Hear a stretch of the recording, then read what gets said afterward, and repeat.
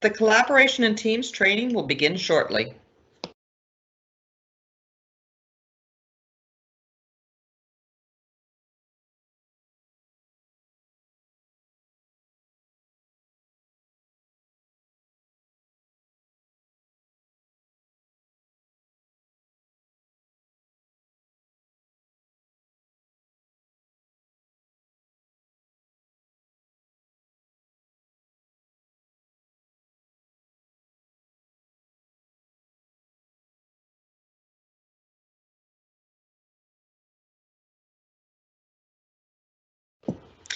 Thank you for joining us for our second program today. This is Collaboration in Teams.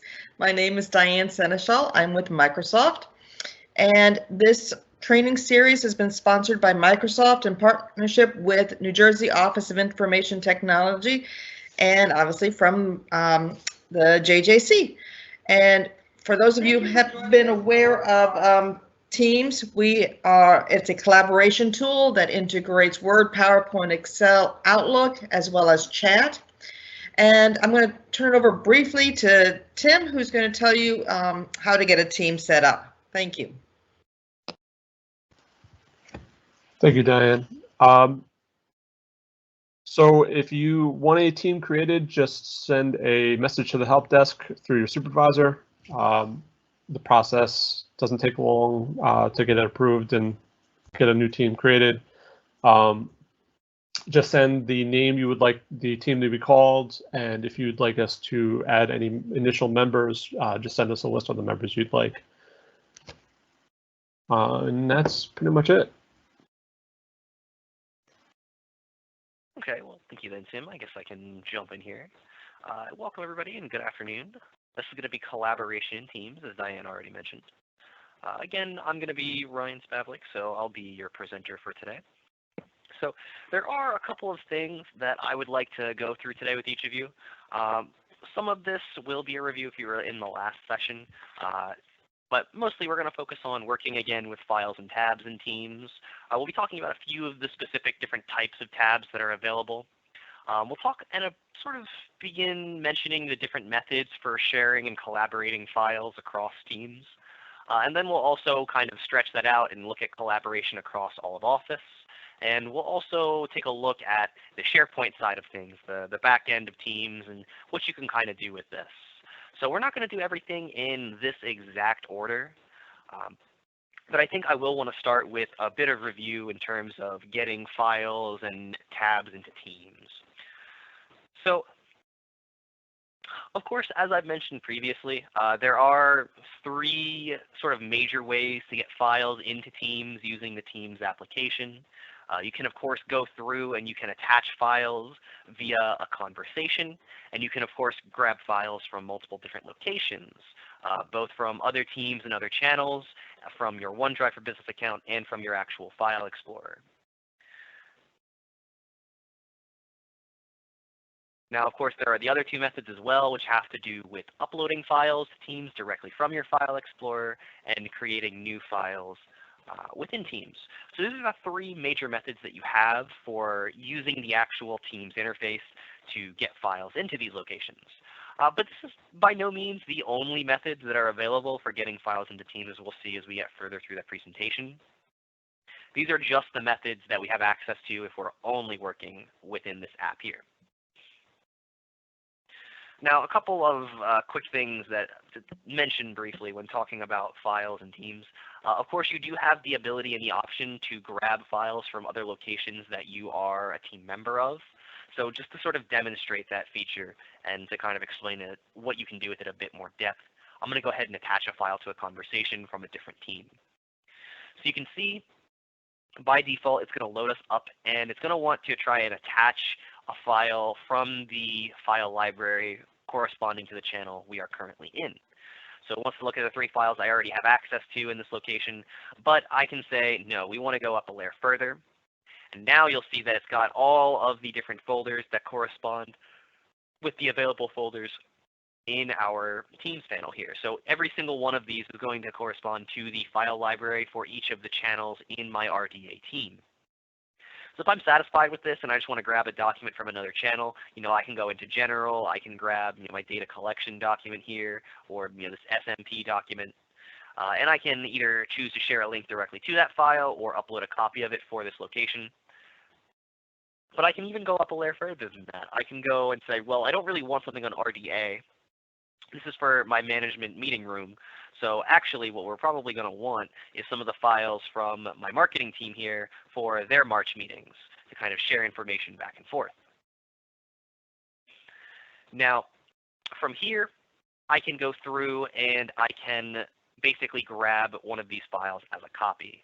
Now, this particular method of moving files from one team to another does involve creating a copy, and that is an important bit of emphasis, because when you're dealing with copies in this type of environment, they are going to be separate from the original, and any kind of changes that I in turn make to this copy will not affect the original file location, at least for this method. So if I go through and I press enter, we can go in and we can add this file now to our file library.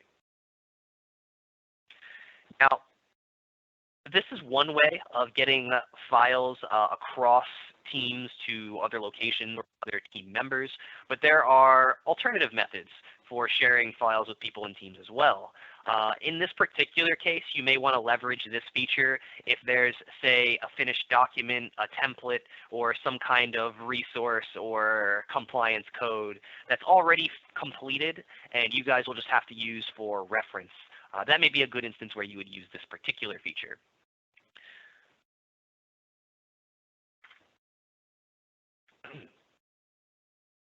So the other method for sharing files across teams is actually generating a link to them, because you'll see that while there's no direct button really for sharing in teams, even if I go in and I select a file and I take a look at all of the options that are available, you don't really see anything that would directly indicate that you can share these files. But what you can actually do is go in. You see there's a copy link option both in this ellipse menu here or in the top section when you have a file selected. So I can say, all right, let's actually do meeting attendance instead. So let's copy a link to this file here. And this dialog box will appear. So this is going to give you two choices with regards to what type of link you're going to want to generate.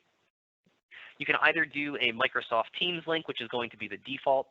This is going to route the person you're sending this to through Teams to get access to this file.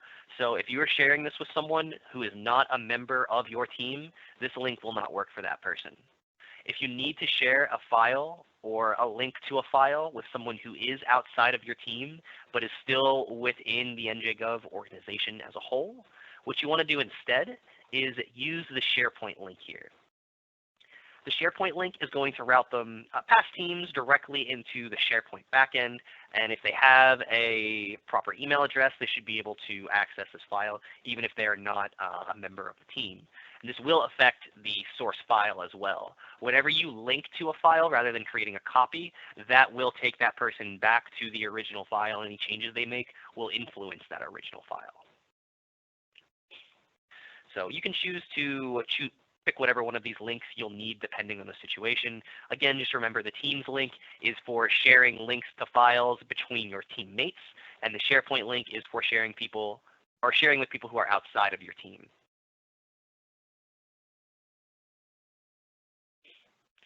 Or actually, you know what? I just wanted to demonstrate this. So if we go in and I copy this from SharePoint and I send a message here just to Sue and say,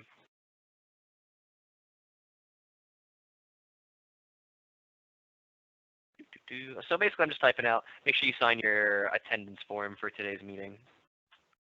And then she'll be able to click this link, navigate over to the actual document in SharePoint here, and be able to then sign her name if she needs to.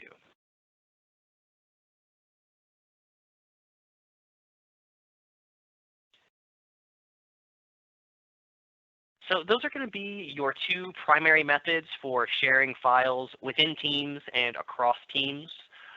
So still kind of thinking about working within the Teams app itself, we'll also want to talk about another method you can actually get useful files to your colleagues without having to copy links or create a copy of a file in your own file library to access a resource. And that's actually going to be through tabs.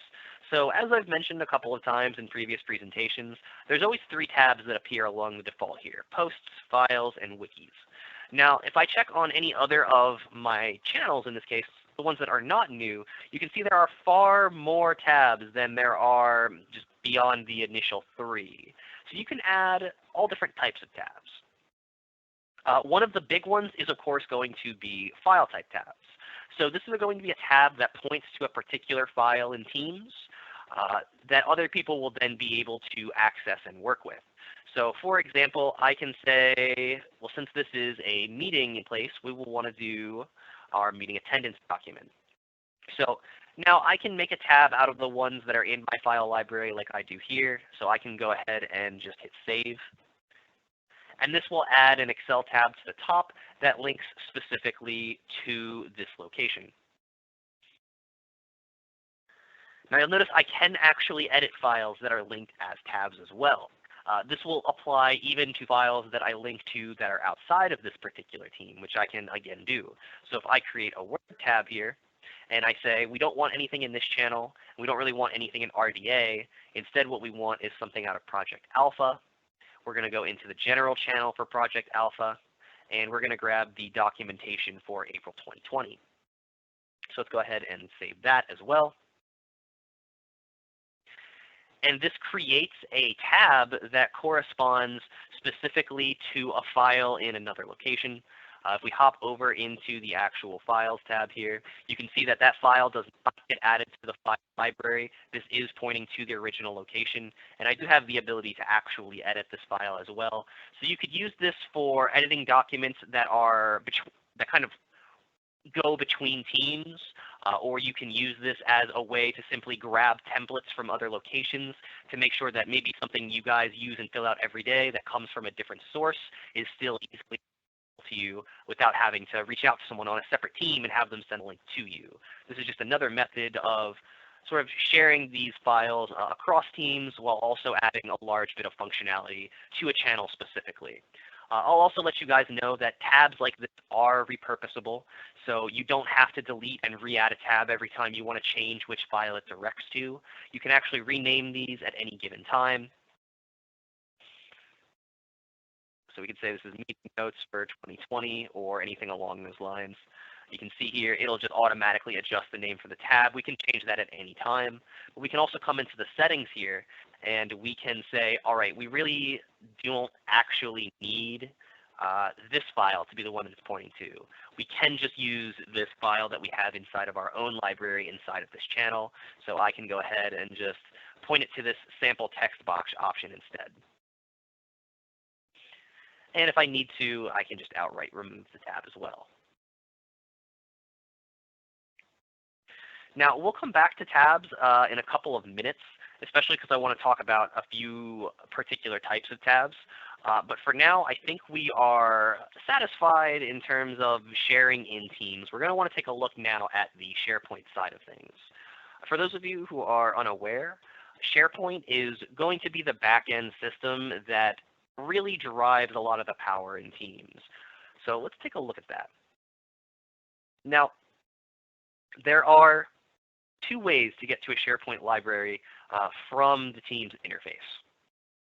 What you want to do is you want to go in to your channel that you want to see the SharePoint site for, and you can actually do it from the post section here. You'll notice in the top right-hand corner, directly below the X to close out of Teams, that I have an ellipse that gives me several options to choose from, one of which is going to be open in SharePoint. And of course, this is going to take me to the file library specifically for this channel, in this case, the general channel. So if I go ahead and hop into files here, and we'll just sort this from A to Z, and then I pull this back up, you can see that it's an exact mirror of the files that appear inside of this channel. Now, there is another way for getting to the SharePoint file library, And that's actually going to be from the Files tab. You'll see that we have one of these Open in SharePoint buttons directly within the ribbon here. If you click this, it'll take you to the exact same location. So both buttons do the same thing. It's just in two different places.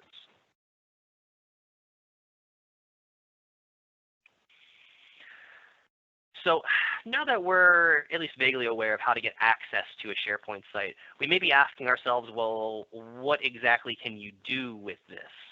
So there's a very long list of things that you can do with SharePoint, especially when it comes to working within Teams as well. So one of the first things that I'll demonstrate about SharePoint is that it's actually where all of the files are stored. So it's not that SharePoint mirrors what you see in Teams here. It's kind of the other way around, where these files are actually stored in SharePoint, and Teams mirrors what it mirrors and can control what you see in SharePoint as well. So if I go in and say I want to delete this file here, notice that it doesn't say, are you sure you want to delete this file? It asks, are you sure you want to send this to the site's recycle bin? I'm going to hit yes. And what it means by site's recycle bin is, of course, going to be the SharePoint site in question here. So you'll notice that if I go through and refresh the page, because it's a web page, it doesn't quite update as automatically as Teams does. We no longer have that Word document in our list here, the same way that we don't have it inside of Teams. But you'll notice if we look at this column of quick access links on the left side here, we do have an option for recycle bin. And if you just leave your mouse there, a tooltip pops up. It says that this is the recycle bin. It opens the bin view to see a list of all the files and folders that have been deleted across the site. So I'm going to go ahead and access that. Now, thankfully, there are not a whole lot of items inside of this recycle bin, but you can see what we just removed from Teams is going to be listed here, this Word document. Now, I can select this file, and I can opt to restore it back to its original location in Teams. So you can see that it's restored. If I hop back into Teams and I quickly toggle between posts and files to force it to do a little update, you can see that the Word document has now been re-added to this channel. And likewise, when I eventually hop back to the document library folder that corresponds to that location in SharePoint, we'll also see it there. But I want to make a couple of quick notes about this recycle bin. One of the big ones is that this recycle bin, it is for the entirety of the site. It is not library specific. It is not channel specific. Every single item that gets deleted out of the RDA team is going to appear in this recycle bin for every channel. And that's good and bad. If you have any confidential information you need to remove from your team, you're going to want to make sure that you come in here, that you select the file in question, and that you delete it to make sure that that confidential piece of documentation is definitely deleted. Now, the other thing when it comes to dealing with the recycle bin is that because all of these files come from all the different channels and teams, excuse me, just the different channels, the default button for just the command of ribbons here at the top when you have a file stored here, it's going to be to empty the recycle bin. And if any of you have ever dealt with Windows previously, you'll know what happens when you try to empty your recycle bin. It's going to go through and just dump all the contents out. It's going to get rid of everything. So you need to be very careful when dealing with that recycle bin to make sure you don't get rid of everyone else's files that may have been accidentally or erroneously deleted. You just want to kind of restore or remove the ones that are specific to you in this case. A couple of other quick notes about that recycle bin. By default, any file that gets added to it will be held there for 90 days before it is automatically deleted. At the end of that 90 days, if you haven't realized that the file's been deleted and you haven't gone in to recover it, you're going to be out of luck. That file's going to be gone. Now, this is something that is subject to change. So the IT department it does have the ability to go in and customize how long that period of holding in the recycle bin will be for every SharePoint site. So if they need to, they can actually shorten it if it's taking up a lot of resources. So keep that in mind. That is subject to change, but by default, they'll be held there for 90 days. Now, the other thing to kind of drive home that this is a SharePoint resource for, I just clicked on the wrong thing, for the SharePoint resource for the entire site, is that if I go back into the documents section here, this is going to give me a full list of all of the folders that I have access to, Teams, and by extension, all of the files that I have access to as a part of this team. So you may recall, if you were here for the first session, that I talked about deleting channels. And when I go through and attempt to delete a channel, you'll see here that it gives us this warning prompt saying that, are you sure you want to delete the channel? All conversations will be deleted, but your files are still accessible here. I never clicked this link in the morning presentation because it doesn't have to do with what we talk about. But if I click this link, I'm sure you all can figure out where it's going to take us. It's going to take us exactly to the document library for the channel in question. So even if I've gone through and deleted these channels, and you can see here for this team, I only have 4 or 5 channels, yet I have almost 8 different options. So the folders for those deleted channels are still here. I can still go into them. I can still access the different files that are attached to these locations and pull them down if I need to access them again. So this is another sort of small benefit of SharePoint here.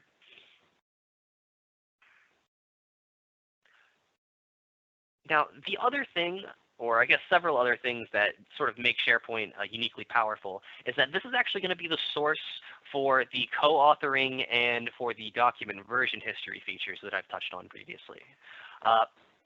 Version history is something that's accessible either from the desktop version of Office, either in this specific file, or from the SharePoint backend as well.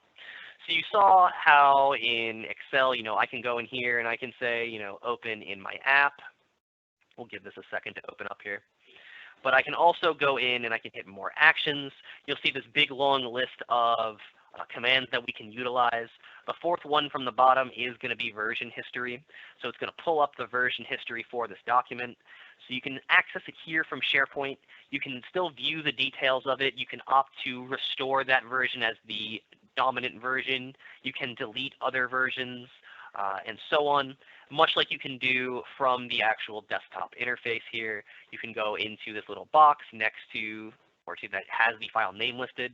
You can access the version history here as well. Both of these are accessible from either location. Now, SharePoint isn't only the source of the version history as well. It's not just the main place where this is kept, but this is also the source for the technology that co-authoring allows for. So if we go in and I hop back into document here, and let's say that I decide to open this in, oh wait, I already opened it in my desktop app. We open this in the web browser.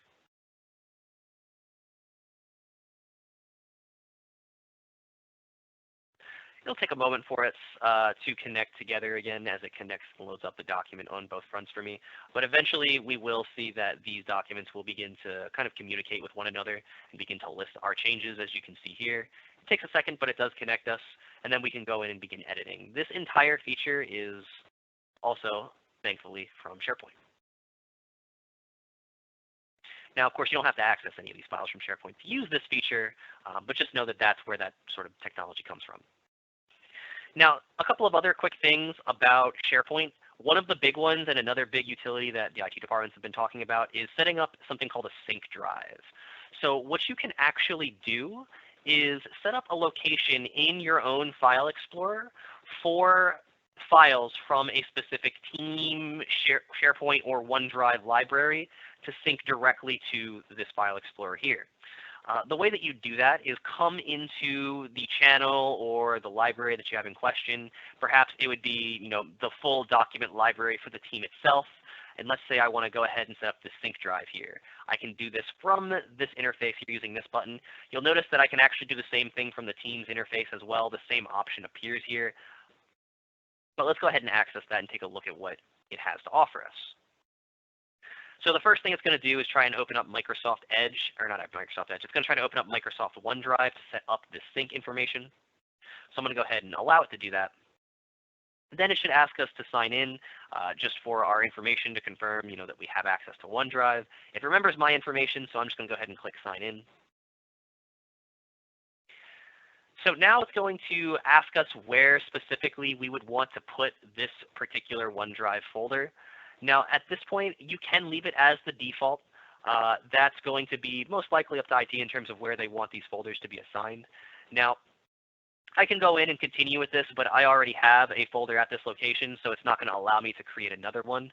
But basically what this does after you hit next, it goes into the File Explorer. It'll set up a drop-down box sort of similar to this one, which will have a list of all the folders that you have access to. And every single thing that you do inside of this folder is going to sync over to SharePoint, which means it's going to sync over to Teams.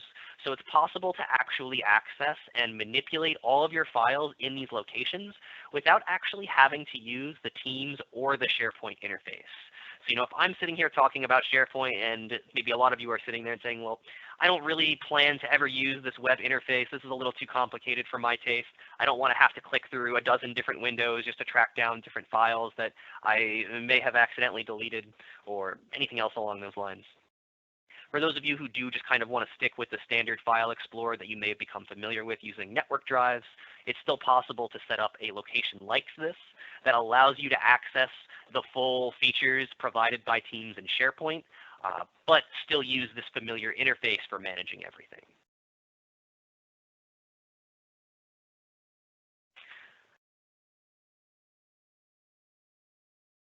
Okay. So I do believe this is going to be most of what I wanted to touch on when it comes to SharePoint. I do believe so. So I think we're going to be clear to move into what I want to talk about next, which is actually, we're going to wrap back around to tabs for just a brief second, because something that I do want to mention is a SharePoint tab. I wanted to wait until I'd explain SharePoint in a bit more depth and what it has to offer before I talk about this type of tab, but this is, again, something that you can integrate into your team.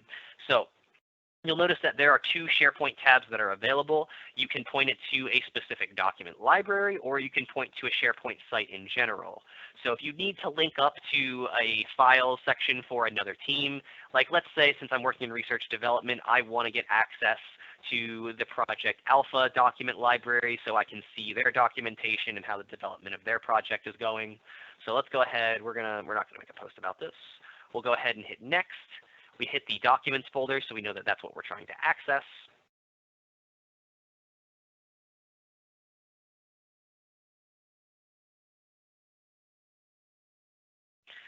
And this basically provides us yet again an alternative means for sharing and accessing files in other locations across SharePoint.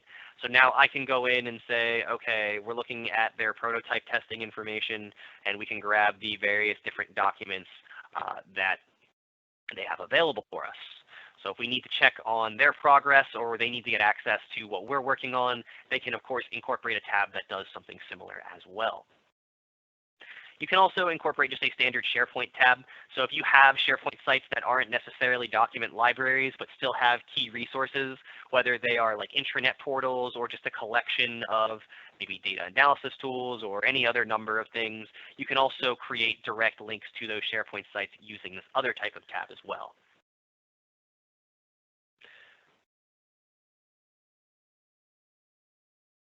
Okay. So with all this information about tabs and SharePoint out of the way, I think what we're going to want to move into talking about now is going to be collaborating now across Office 365 more generally. So we want to talk about sharing in Office, as well as getting files that we may be working on into the Teams environment without actually using the Teams interface. So I'm going to go ahead. We're going to minimize Teams here. I'm just going to open up a Word document. We'll go ahead and just grab a blank document here. We'll fill it up with some random content from Microsoft.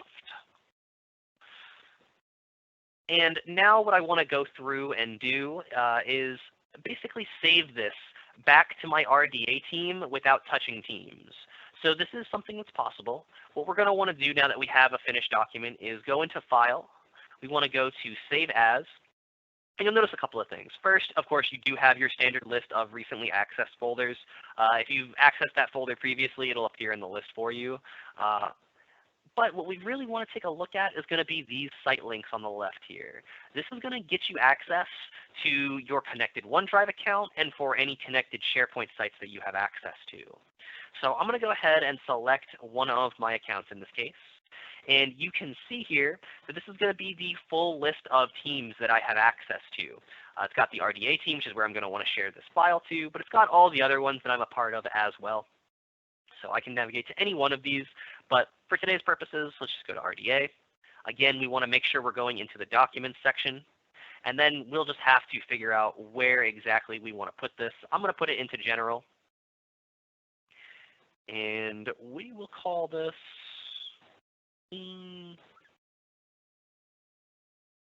tutorial. I'm not feeling super creative this afternoon, so we'll just leave the name as something simple. We'll go ahead and save this up. And it looks like it's going to want me to, again, confirm my email address. It's been especially stubborn about this today.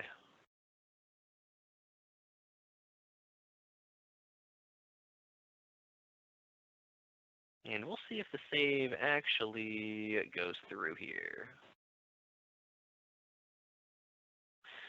Okay, and indeed it does. You'll notice that it was successfully done for two reasons.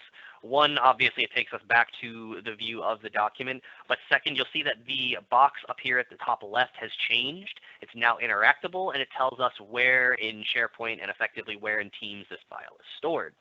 So we have access to all these features now. And of course, if I go into RDA, I hop into my post section, I switch over to files, you can see that that tutorial document has now been added to Teams, again, without me having to touch Teams at all. So that means I can still leverage all the features that come with having this file in Teams. I'll still have a working version history for my document. I'll still be able to allow my colleagues to come in and co-author this document alongside me. A little underrated feature, you will get access to autosave as well. Your document will begin to save itself to these locations, so you don't have to constantly remember to do so. But you can actually do the inverse of this. Not only can you save files directly to a team you have access to, you can also open files from a team that you have access to. So rather than hitting File Save, you want to go ahead and hit File Open now. And again, we just want to click on the various different sites that we have access to. So I'll click on that. It's going to, of course, try and keep us in the same folder we were just in, so we can jump up a couple of layers. We can, again, take a look at the different teams that I have access to. We'll go into Marketing. We'll go into Documents yet again. We'll pick the channel that we want to take a look at. In this case, I'm going to stick with General. And I can just open this set of revised annotations from a meeting back in March. Oh, it really does not.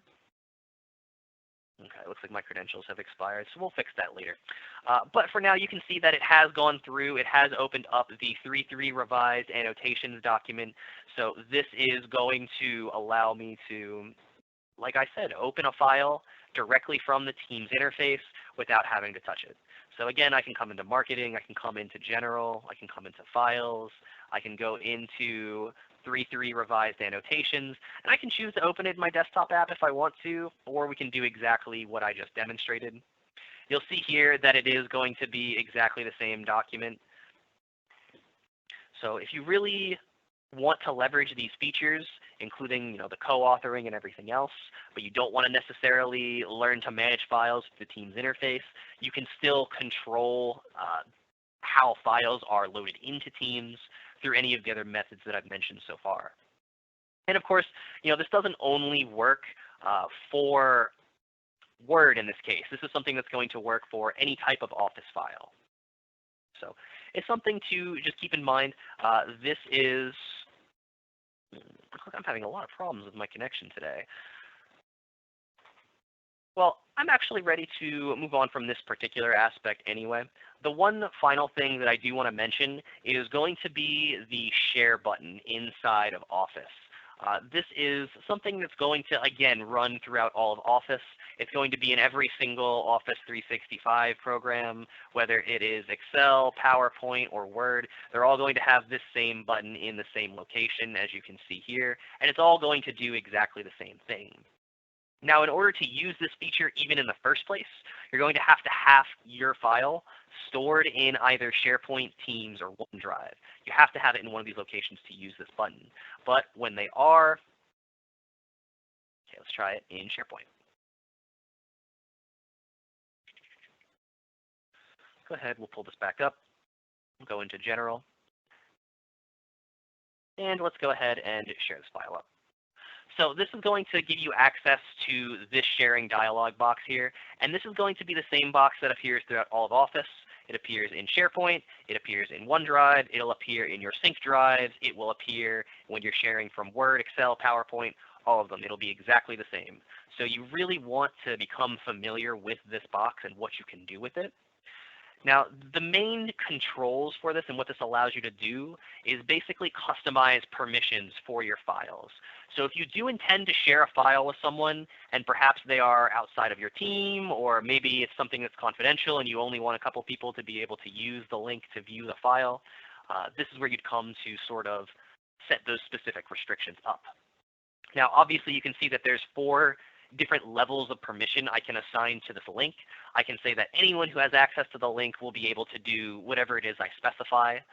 Only people in my organization who have this link can get into it and do what I say they're allowed to do.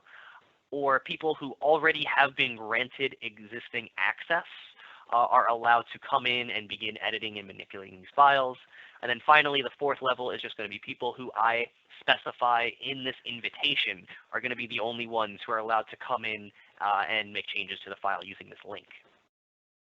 Now, aside from these group of 4 permissions, there are other settings you can specify as well. So these first 4 are just going to let you say who can use the link in the first place. And the second set for other settings here are going to specify what you're allowed to do with this specific type of link. So if I keep this little allow editing checkbox selected, it means this is an edit link. So if I have it set to people in my organization with the link, that means those people will be allowed to edit my file. If I uncheck this box, this will make it a view-only link. It means that they'll be able to see it, but they won't be able to make any changes to the file. You'll notice there is actually also a box for blocking download when you disallow editing. So of course, this is going to make the link view only, but it'll also mean that anyone who uses this link will not be able to download a copy of the file for their own purposes later. So if you need to share something in the strictest view-only capacity possible, you can make that specification here and say, all right, let's apply this. And you'll see that it does take those permissions. So it says that only people in my organization with the link can view only. So this is going to be a view-only link. I can then begin using the next box to just type in people's names. I can type in email addresses. I can copy and paste this information over. And this will allow me to just send out this direct invitation to these people. Now, I can add as many or as few people as I need to this. I can add an additional optional message if I want to about what I need them to do in this file, or just kind of letting them know that they have access to it now. But what's going to happen is if I hit send here, this is going to automatically form an Outlook email. It's going to send it over to Sue, and it's just going to let her know, hey, you now have access to this file. Here's the link if you want to access this. Now, if you don't want to send out an email, like maybe you're just distributing access to tons of different files in the SharePoint end of things, maybe you'd prefer rather to just send somebody a message with the link of the file instead. So you can do that. Rather than having this Outlook option selected, you can hit copy link here. And this is going to create a shareable link, much like what we saw in Teams. But the links that come from this specific box are going to inherit the permissions that we just finished setting up. So you can see here down at the bottom, only people in my organization with the link can view only. That is what this link is going to be for. If someone from outside of my organization tries to access this file, the link will not work for them. And if they try to edit or download the file, that will also not work for them. And then I can go in, I can copy this, and I can just shoot a message over to Sue in this case. And I can say, here's the next file that we need to work on.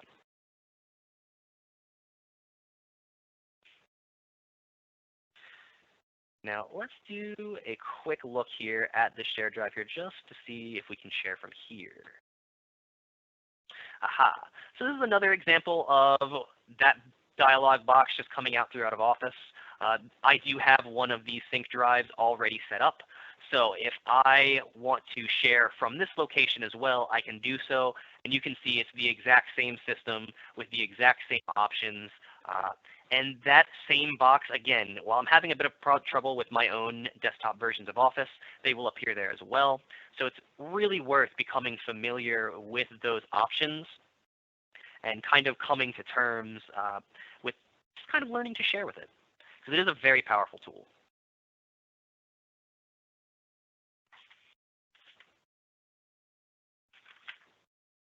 Okay.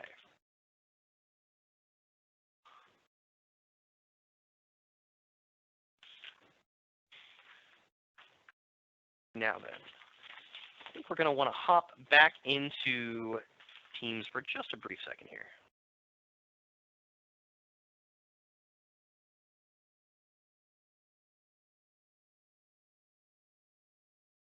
Now, one of the big questions that always comes up when I do this type of session and kind of point out how interconnected Office, Teams, and these various different environments is, there's always sort of concerns about what exactly the limits are when it comes to SharePoint and accessing these files in other locations.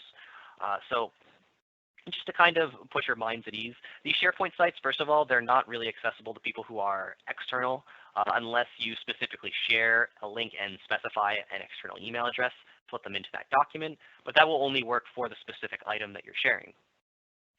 So that's one thing to note. And as far as getting files from other teams and other channels is concerned, whether it's setting up tabs or moving copies into other locations, you can only grab files from teams and channels that you personally have access to. So you can't really just hop into any team or any sort of SharePoint environment and pull all of their files and just bring them into your own team. You can only really pull them from ones that you do have access to already. Now, I think at this point, we are a little bit early, but I went through everything that I wanted to cover a bit faster than I initially expected. I think I'll spend a couple more minutes just talking about a few of the different types of tabs that are available in Teams, and then I think we'll be good to round everything out. See, I've already mentioned the file-specific types of tabs that exist in Teams, as well as some of the SharePoint-specific ones. But there are two other types of tabs that I do like to mention as well, and a specific Office file that is a bit unique when it comes to sharing. So the first tab that I want to take a look at is going to be something called a website tab. So this is an especially powerful tool that you can, of course, integrate. This can be used, again, in conjunction with SharePoint. If you're trying to connect to a specific SharePoint site, you can set up one of these tabs for your team and get connected up that way. Of course, you can actually use this for far more applications than even just SharePoint. For my example here, I can go in and I can set up a link to office.com, let's say. Or maybe in your case, perhaps you have a specific intranet portal that you guys use to access lots of resources, or maybe you have like a central knowledge hub that you'd like to connect everyone to. But either way, this type of tab will allow you to go in and incorporate these websites into your team as well. So if I go ahead and hit save here, you can see that this does connect me directly to office.com and a bit of a basic web viewer. I can go in here. I can, of course, sign in if I need to. I can access the various different links and resources that are here. Now, it's a little bit hard to jump back and forth between pages here. If I switch out of this tab, it's just going to take me back to the original page that this tab points to. But anywhere that I could potentially navigate to from this page, I would be able to access and look at normally, even if it's like videos or LMS content, or if it's like a ticketing system. All of these things should kind of work normally. Now, the other type of tab to mention here is going to be a OneNote tab as well. And I know there have been some concerns with OneNote previously with GCC users, but I still feel the need to mention this tab type here, especially in contrast with wiki tabs. So like I said before, a wiki tab is going to be a default tab that comes with every single channel in every team. And actually, for those of you who are familiar with OneNote, you'll realize just kind of looking at this blank page here, that even the structure of it is similar to and seems to be inspired by a OneNote notebook. But some of the big differences between a wiki tab and a OneNote notebook is that the wiki tab, of course, is going to be for every single channel that's a part of, unless you manually go in and change all the wiki tabs for a team to be reflective of the same information. So every single one of these is going to be separate. They don't really sync together. They don't really communicate together. And when we contrast this, despite its utility, but when we compare it to the OneNote Notebook, which does kind of offer more of these options, there's a reason why you may choose to incorporate a notebook tab into your channels as well. So you can see here, I actually already have a notebook tab in question. We'll see if it lets us into the notebooks. I've been having issues with my account information. Okay. So it does let us in here partially. And one of the big advantages of setting up a team notebook like this is that you can actually attach this notebook to other channels as well. So I can come in here and I can say, all right, we want a OneNote notebook tab. It's going to take a look through all of the various different notebooks that I have access to. So I can come in, I can take a look either at my personal notebooks or other notebooks that people have shared with me, and I can try and create tabs of them. But more than likely, I'm going to want to just use the team notebook. This is going to allow for a communal space for documentation, for annotation. It's going to sync across the entire team and the entire channel in this case. And you can actually even incorporate this into other teams as well. If the Project Alpha team needs to go through and have access to our notes and how we are working on our most recent project, they could, of course, create a tab and try and get this notebook added to their own tab so they can reference our material as well in sort of a collaborative enterprise such as that. Or you can just have a team-wide notebook that everyone uses for communications. There's a lot of different ways that you can sort of implement this particular type of tab. Now, I do want to kind of close this out by actually talking about the desktop version of OneNote. I know it's something that I think many people, they're either never going to use in their entire life, or you've been using it every single day since it came out and you can't live without it. The main reason that I want to talk about this is just because sharing in OneNote is unique compared to the rest of Office. As I said previously, across Office 365, you'll have access to that little sharing button that appears, but you'll notice that nothing like that really appears at the top here. Instead, if we go into File, we have the option to share these notebooks, and we're going to have a slightly different process. So it still allows us a similar degree of control compared to what we would see in that share box, but the screen for it's a bit different. So I can still go here, I can still kind of type in my colleagues' names. Found, okay, so let's just try Sud.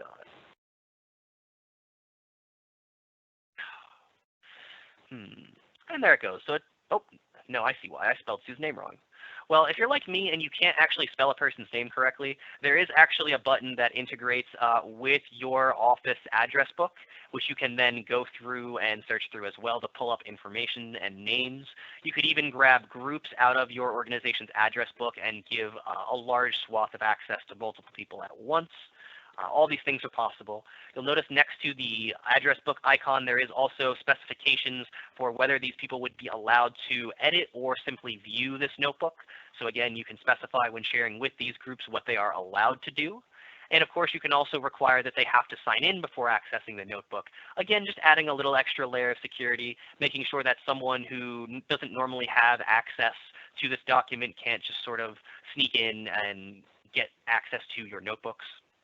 So this is one method of sharing. The other method of sharing, of course, does involve generating links to SharePoint or to these notebooks. So rather than distributing links, what you do is generate them inside of OneNote. And there are two different types of links. One for viewing, meaning that it's only going to allow people to see the content of a notebook, and one for editing, meaning they'd be allowed to change the content of that notebook. Now, you can break these links at any time if you find that they're being distributed more widely than you may have originally anticipated, and there are people in your notebook that you don't want to be there. At any time, you can come in here and you can say, all right, we're going to disable this link.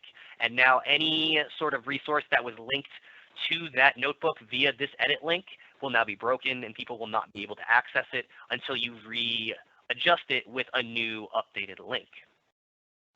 So these are the primary methods for sharing and distributing OneNote notebooks and kind of what separates them from the rest of Office here. Luckily, everything else is a bit more unified, and we've kind of already covered the methods for sharing in that capacity. So I think we're okay to kind of move into our final review here.